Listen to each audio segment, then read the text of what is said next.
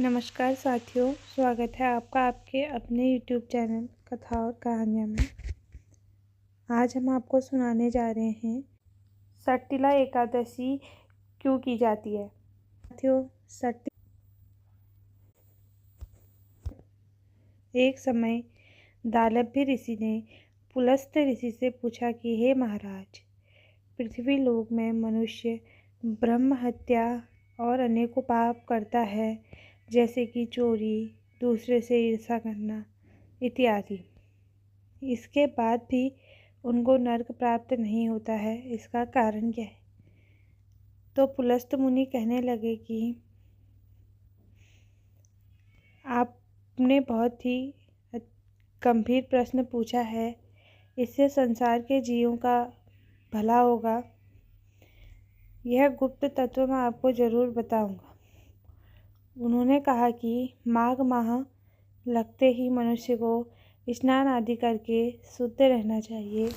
इंद्रियों को वश में कर काम, क्रोध, लोभ, मोह, अहंकार, ईर्ष्या तथा देश आदि का त्याग कर भगवान का स्मरण करना चाहिए।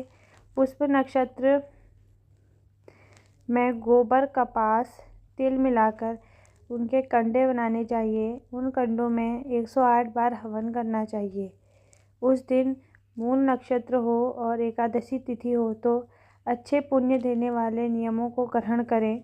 स्नान आदि नित्य क्रिया से निवृत्त होकर सब देवताओं के देव श्री भगवान का पूजन करें और एकादशी व्रत धारण करें।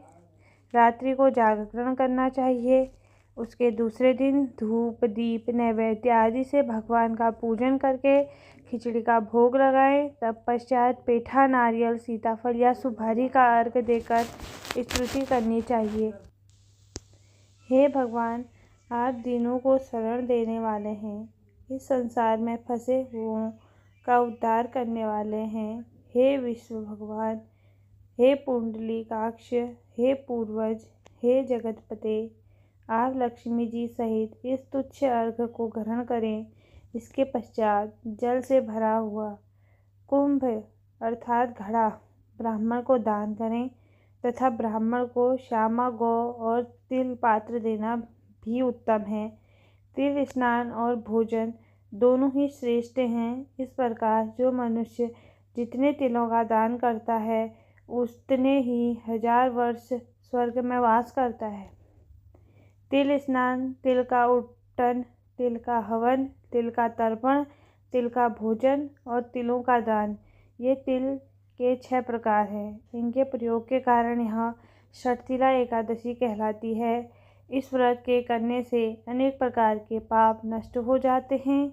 इतना कहकर पुलस्त ऋषि कहने लगे कि अब मैं तुम्हें इस एकादशी की कथा कहता हूँ।